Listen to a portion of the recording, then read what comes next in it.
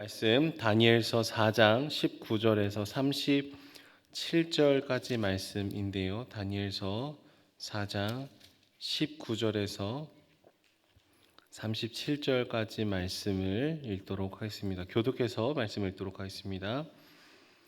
벨드사살이라 이름한 다니엘이 한동안 놀라며 마음으로 번민하는지라 왕이 그에게 말하여 이르기를 벨드사살아 너는 이 꿈과 그 해석으로 말미암아 번민할 것이 아니니라. 벨드사살이 대답하여 이르되 내 주여 그 꿈은 왕을 미워하는 자에게 응하며 그 해석은 왕의 대적에게 응하기를 원하나이다.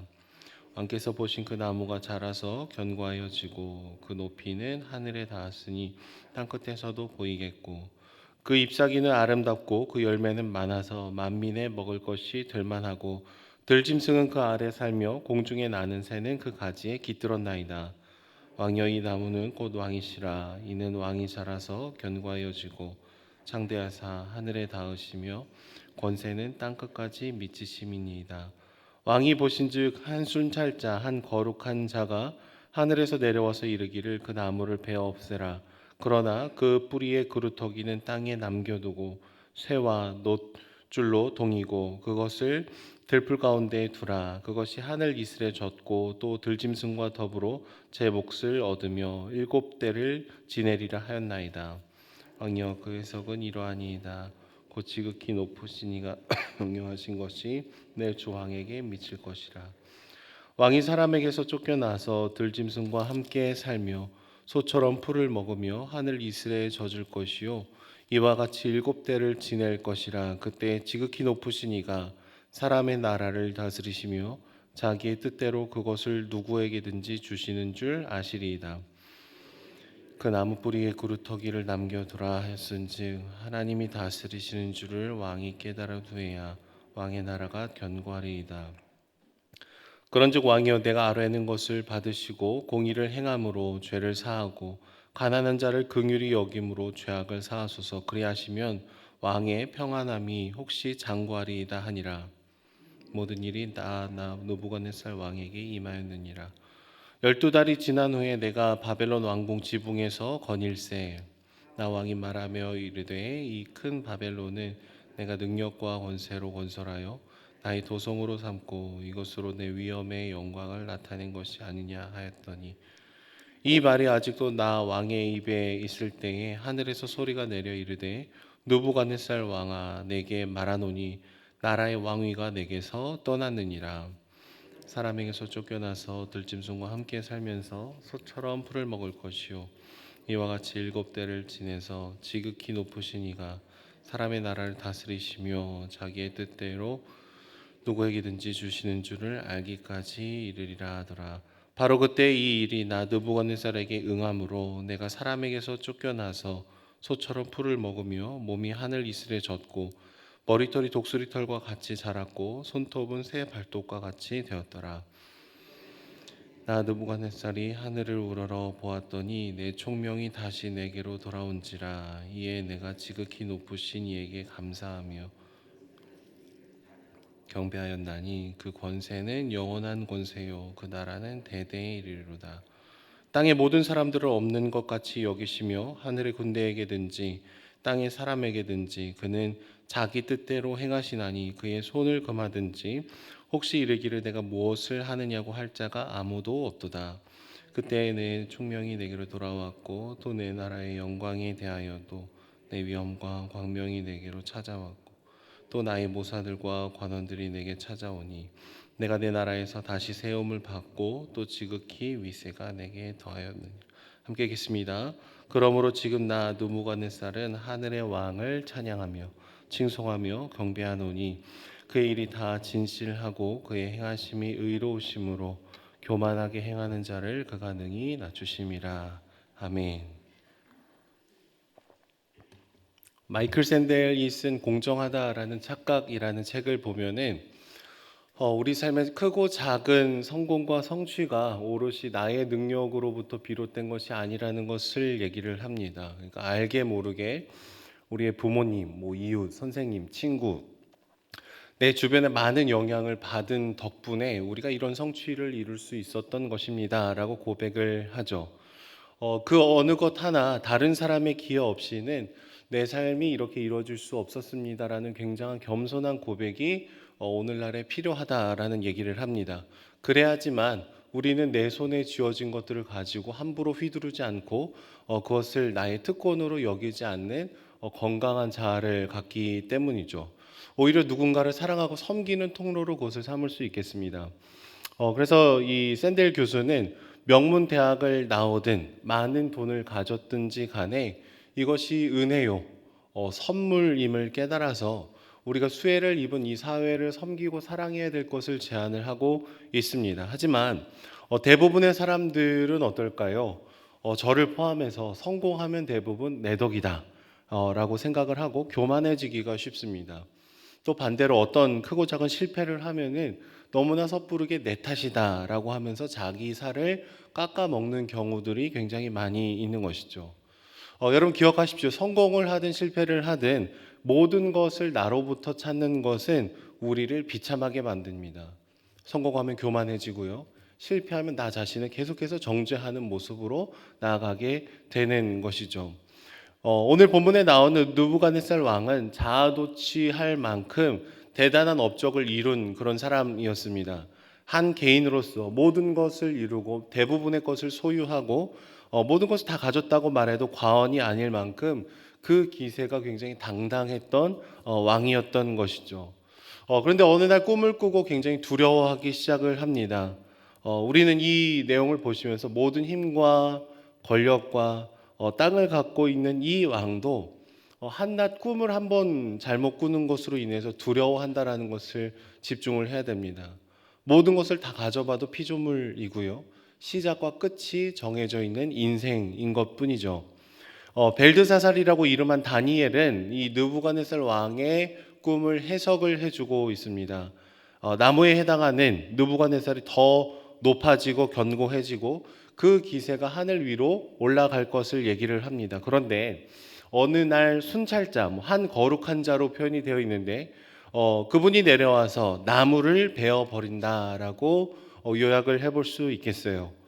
뿌리와 그루터기는 남겨두지만 7년 동안은 들짐승과 함께 살고 소처럼 풀을 먹게 될 것을 얘기를 합니다. 이것은 느부갓네살 왕 당신이 여전히 얼마간은 승승장구하고 더 세력이 확장이 될 수 있겠지만 조만간 망할 것입니다라는 얘기예요. 망하는데 그냥 잠깐 망했다 끝나는 것이 아니라 7년 정도는 당신이 정말 그 나락으로 떨어질 것입니다라는 굉장히 부담스러운 해석이었습니다. 여러분 아마 다니엘은 느부갓네살 왕에게 이런 해석을 얘기해 준다는 것 자체가 굉장히 위험천만한 일이라는 것을 알았을 것입니다. 그래서 그는 번민하죠. 말씀을 듣는 이 수신자가 듣기 거북한 내용이라는 것을 뻔히 알기 때문에 그렇습니다. 그런데 그럼에도 불구하고 다니엘은 하나님께서 말씀해 주셨기 때문에 그 말을 가감하지 않고 그대로 전하게 됩니다. 왜냐하면 다니엘은 여전히 느부갓네살 위에 우리를 통치하시는 하나님이 계시다라는 것을 알고 있었기 때문에 그런 것이죠. 지금 다니엘은 하나님의 권위에 순종하며 느부갓네살의 그 왕권에 위험이 있을 것을 경고를 하고 있다라는 것입니다. 그런데 이 왕은 다니엘의 조언을 제대로 듣지 않습니다. 가난한 자를 긍휼히 여김으로 죄악을 사십시오. 그리하면 왕의 평안함이 장구할 수도 있겠습니다라는 조언을 하지만 이 말을 전혀 듣지 않는 모습을 보입니다. 시간이 지나서 12달이 지난 후에 느부갓네살 왕은 여전히 자기 자신의 위험에 도취되어 있는 것을 볼 수 있습니다. 30절의 말씀을 보시면은 나라는 단어가 굉장히 많이 반복이 되고 있어요. 나 왕이 말하 이르되 내가 능력과 권세로 건설하여 나의 도성을 삼고 내 위엄의 영광을 나타낸 것이 아니냐라고 얘기를 하죠. 실제로 바벨론에서 발견된 이 벽돌의 대부분에는요 느부갓네살 왕의 이름이 새겨져 있다라고 합니다. 작은 벽돌 하나하나에도 내 이름을 새겨놓는 그런 굉장히 높은 자존감을 갖고 있었던 것이죠. 자아가 도취되었습니다. 그에게는 지난날의 꿈 따위는 그냥 잊어버리게 됩니다. 여전히 가난한 자들을 압제하고 자신이 갖고 있는 힘으로 누군가를 누르는 삶을 계속해서 지속해서 반복하게 되고 있었던 것이죠. 하지만 하나님께서는 이 30절 말씀에 느부갓네살의 교만한 말이 마치기 전에 그를 왕위에서 쫓아내시겠다라는 얘기를 해 주시죠. 12개월 전에 보여주셨던 꿈이 이 다니엘의 해석이 이제 실현이 되는 장면이 바로 오늘의 본문의 내용인 것입니다.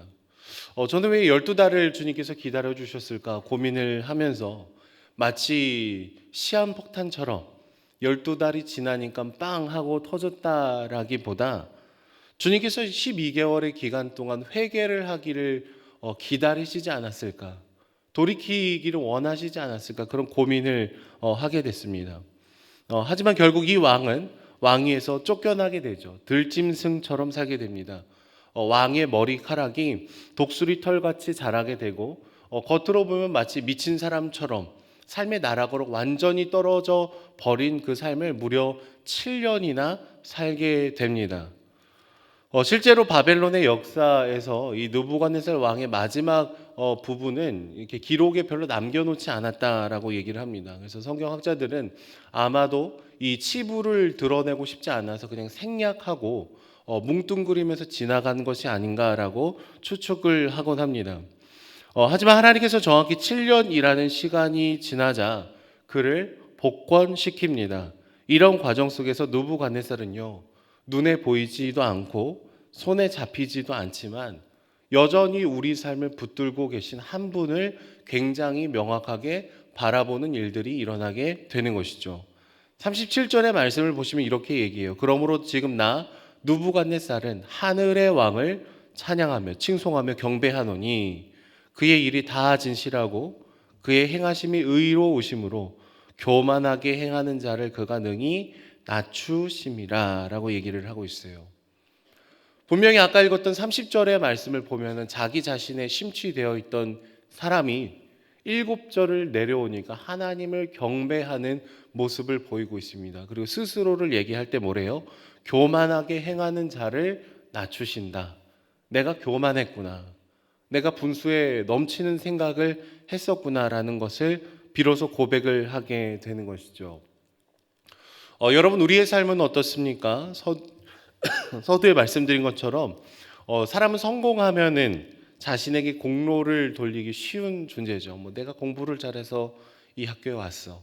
내가 선택을 잘해서 이 사업이 성공했어. 내가 자녀를 교육을 잘 시켜서 이런 아웃풋 결과를 냈어. 이런 얘기를 할 수 있겠습니다. 그런데 내 노력, 내 선택, 내 힘만을 저희가 강조하다 보면은요, 여전히 우리 삶을 이끌어 가시고 보호하시는 주님의 손길을 우리가 희미하게 바라보기 시작합니다. 하나님의 손길을 인식하지 못하는 함정에 빠지게 되더라라는 거예요. 두 상황 모두 다 그래요. 커다란 성공을 맞이했을 때에도 하나님을 잊어버릴 수 있고, 커다란 실패를 경험했을 때에도 하나님의 손길을 잊어버릴 수 있습니다. 성공하면 교만해진다든지 실패하면 스스로만을 자책하면서 깊은 열등감 가운데 빠지게 됩니다. 그 이후에 우리 삶을 그럼에도 불구하고 지키시고 보호하시고 회복하실 주님의 손길을 바라보지 않는다면 그것은 실패했을 때의 또 다른 교만이겠습니다. 우리가 굉장히 잘 나갈 때 이 모든 것을 선물로 주신 주님의 은혜를 고백하지 않는다면은 우리의 인격이 교만해지고 타인을 함부로 대하는 우리 인격이 뒤틀어지는 결과가 필연적으로 발생할 수밖에 없다라는 것이죠. 여러분, 결국 어떤 상황에 처해 있든지 간에 우리가 기억해야 되는 것은 하나님께서 우리의 손길을 붙드시고 인도하시고 우리와 동행하신다라는 사실을 기억을 해야 된다라는 거예요. 크고 작은 성공 가운데 주님이 나를 도우셨습니다. 이 고백을 해야 될 줄로 믿습니다. 힘들고 어려운 순간 가운데에서는요, 그럼에도 불구하고 하나님이 나를 지켜주실 거야. 우리 자녀들을 인도해 주실 거야. 지금 이해할 수 없는 고통을 통과하고 있지만 하나님께서 여전히 내 삶을 붙들고 계실 거야라는 것을 끊임없이 믿음으로 선포를 해야 되는 것이죠. 하루하루의 삶이 여전히 힘들 수 있겠습니다. 그리고 사실 우리는 이 본문에 나오는 느부갓네살 왕처럼 자아도취하지 못할 가능성이 더 크죠. 막 사업이 막 대박이 나고 모든 것을 다 소유하고 아무도 부럽지 않은 전 세계의 1인자가 될 가능성은 죄송하지만 저도 그렇고 별로 없을 것 같아요. 그렇게 막대한 성공이 우리 삶에 주어지지 않을 가능성이 더 높습니다. 근데 크든 작든 우리 삶에 일어난 많은 것들 속에 하나님께서 우리 삶을 인도해 주시는 그 손길을 기억할 때 우리 마음은 너무 높아지지도 않고 너무 낮아지지도 않고 주님이 주시는 그 평안의 마음을 소유하면서 걸어갈 수 있다라는 것이죠. 제 개인적으로 어제 이승범 목사님께서 전하신 말씀을 들으면서 많은 고민을 하게 됐습니다. 저는 찬양에 대해서 막 깊은 고민을 하는 찬양 인도자가 아닌데 요새 우리가 하나님을 찬양하면서도 하나님을 위한 찬양의 가사가 아니라 내 마음이 위로받았는지 내 마음을 알아주시는지 하나님이 나를 어떻게 생각해 주시는지 그러니까 내 편에서 뭔가 받아내고 싶어하는 그 찬양의 가사들이 훨씬 더 많이 유행한다라는 것을 들었습니다. 나를 알아주는 찬양, 내가 감동받는 설교, 내가 좋아하는 예배. 겉으로 보면 하나님을 예배하는 것 같고 찬양하는 것 같고 말씀을 듣는 것 같지만 사실은 그 마음의 중심에 하나님의 손길을 기억하기보다 내가 가운데에 우뚝 서 있는 모습들을 보게 됩니다. 주님을 위한 예배가 아니라 내게 감동을 주는 예배, 내가 듣고 싶은 말, 내가 원하는 찬양, 이런 고백들을 넘어서서 우리가 정말 하나님 한 분을 붙들고 높여드리는 삶을 살아가기를 소망합니다. 작은 성공 속에서, 작은 실패 속에서도 하나님 여전히 당신은 나의 왕이셔서 나를 지키시고 보호하시고 인도하실 것을 우리가 그렇게 믿음으로 고백하며 나아갈 때에 우리의 높아진, 우리의 낮아진 마음들이 다시금 주님 안에서 가장 큰 평안 가운데 있을 줄로 믿습니다. 오늘 새벽 우리의 기도가 그런 기도가 될 수 있었으면 좋겠습니다. 하나님, 우리의 마음에 좌정하여 주시옵소서. 주님의 손길을 기쁠 때나 슬플 때나 늘 바라보는 믿음을 허락해 달라고 그렇게 함께 기도하며 나아가는 저와 여러분들이 되시기를 소망합니다. 기도하겠습니다.